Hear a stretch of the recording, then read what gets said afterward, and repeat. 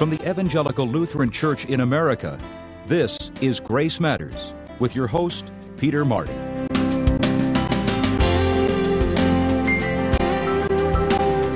The members of the ELCA welcome you to Grace Matters and invite you to come worship with us at your local ELCA congregation.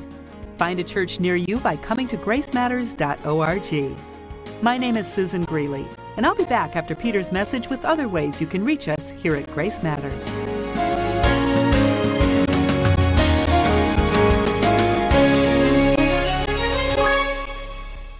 Joy Newcom is the mother of two boys, Strauss and Sky. Both have their interesting personalities, their lovely and ornery sides, and their own spirits of adventure. But Strauss, now approaching 17 years old, has required more attention than his brother. Born with multiple birth defects, this boy would change the course of his mother's life. His innocence, his gutsiness, and his joy would reshape her life from the mother she imagined she would be to the mother she would actually become.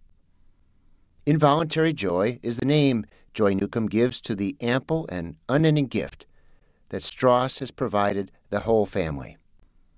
Joy's story is an invitation for all of us to live a life full of grace-loaded possibilities rather than unrealized dreams. Joy Newcom lives in Forest City, Iowa. Joy, the oldest of your two sons is a boy named Strauss, and his journey in life is, of course, different than many. Can you tell our listeners in outline form what it is that Strauss lives with? Sure. Strauss was born in May of 1991. Unbeknownst to us, he arrived with birth defects, and not just one. He had a handful of them, the predominant one being spina bifida, and a companion birth defect to that is hydrocephalus. So those were the two that we knew of. Also, we could see that he was born with no anal opening. And because he was born with no anal opening and the spina bifida, they went looking for other things and measured every part of his body and realized that he probably had more what they call congenital anomalies than typical for even just a child who might be born with spina bifida. So they did some testing on the day that he was born, looking for a chromosomal abnormality. At the time, when the test came back, it showed nothing, which was good because what we were being told was that we would be fortunate if he had Down syndrome, and that was the language that they used. So we took that as good news and lived knowing that we just had the physical anomalies until he entered middle school. And then we learned through some additional testing that he did have a chromosomal abnormality. It's just something that had never been diagnosed at the Mayo Clinic or anybody they share a database with. But we had some nice years where we kind of lived believing that he only had physical anomalies. And the reason I say nice is because on the day he was born, I actually remember uttering one of those kind of prayers that is best described, moans that words cannot express. I said, God, I can't handle both, just one, not the other. But it was revealed in time we actually did have both, and at the time it was revealed, we were ready then. It's funny how we get prepared for those moments, isn't it? It is funny how we get prepared for those moments. May 1991 was significant because of Strauss's birth, but May 1996, his 5-year-old birthday party at school, it was as big a deal for you as it was for him, as I understand it. Can you talk about that day for both Strauss and you? Sure.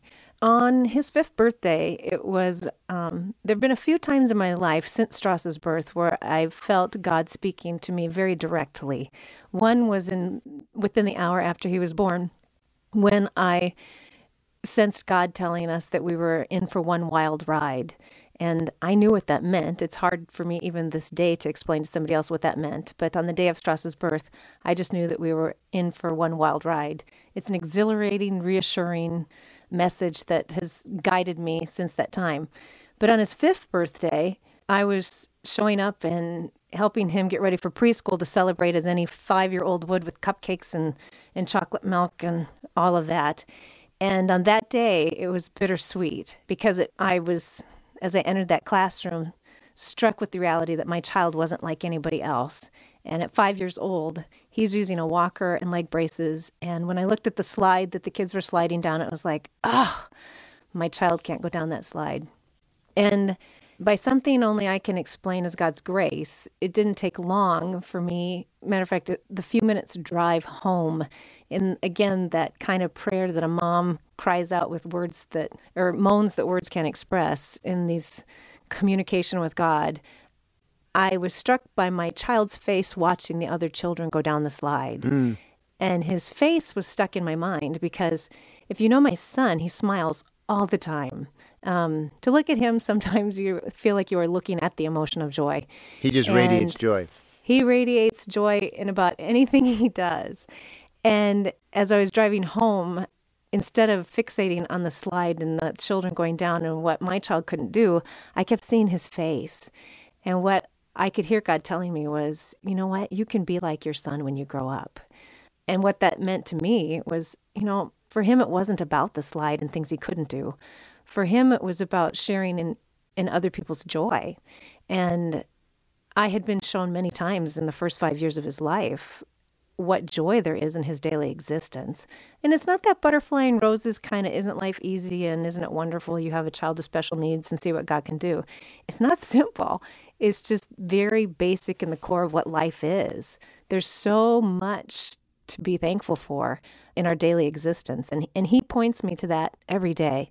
Does joy have that capability, his joy, to transform another, in this case you? Is that the way joy typically works, almost contagiously? Yes, I think that's the way joy works. For me, because my name is Joy, it's been an emotion I've been attracted to for many reasons. But the personification of joy is something that's incredible. And my awareness that we all have the capacity to experience deep joy simply by opening our lives to the experience. And like I said, when I was given the gift of a son who lives life in a way where he doesn't define himself by his limitations, then it challenged me to do the same. And it's a transforming experience to not allow what you can or can't do to define who you are, simply to define your life by whose you are, that we are each a child of God. And because we are, we're incredible. My guest today on Grace Matters is Joy Newcom, author of the book Involuntary Joy, a story of unexpected rebirth. I'm Peter Marty. You come back time and time again to the phrase involuntary joy. What's your definition of involuntary joy? Involuntary joy is experiencing the sensation of joy at moments and times where you didn't expect it. And it's about lessons that you never would have gone looking for, experiences you wouldn't have gone seeking, but they come to you anyway. It's involuntary. It's as involuntary as breathing. One of the most basic moments of involuntary joy I remember early on was realizing how fascinating it is, how just a deep sense of joy to watch a baby's toes wiggle. My baby's toes didn't wiggle. With his spina bifida, he has paralysis, and his feet and his toes don't work. And I remember watching a baby in church whose toes individually were moving. And I remember mine do that in my socks every day. And there's a joy about that. Living to where you're open to that emotion, it's an involuntary thing. For me, it's not separate from who God is. Your son, who's now, 17? Well, actually, he would tell you 16 3/4. Okay. Your son, who's now 16 3/4 years old, he's had a life that's full of medicines and surgeries and therapies and, I am sure, insurance battles galore. What else might the rest of us not realize or think about with regard to a life with special needs? The future is always uncertain for someone with special needs. And then when you're the parent or guardian of someone that you care deeply about, you love as much as yourself or more than yourself, the fear of the future, you can't live in fear of the future, I guess. You just know that the future is uncertain. And I guess that's where faith plays a huge role. I don't need a God anymore who's directing my steps. I understand that that's not how God works. I understand that as my steps are guided, that God is with me. There's not going to be a wrong decision I make in care of, like if Strauss has something that comes up, and we've had decisions we've had to make before about whether the surgery would be in his best interest or not. I don't think in those cases there's a right or a wrong answer. I think I used to. But now I understand you move forward with the best decision you can at the time, knowing that God's going to be with you through that decision. There is some ambiguity about life. There is ambiguity about life, and it's okay. It's okay to live within those ambiguities. I don't know what the future will hold for him. I don't even know what level of independence he's going to be able to have in his life. I just know that our job as his parents is to stay alert and to help him be the best Strauss he can be. That was a mission statement that we kind of adopted, my husband Mark and I, practically from the day he was born. And it seems really basic, and it's incredibly universal. I mean, it's a mission statement I hope every parent would have for their child. We have it for our second child. His name is Sky, and we hope Sky will be the best Sky he can be.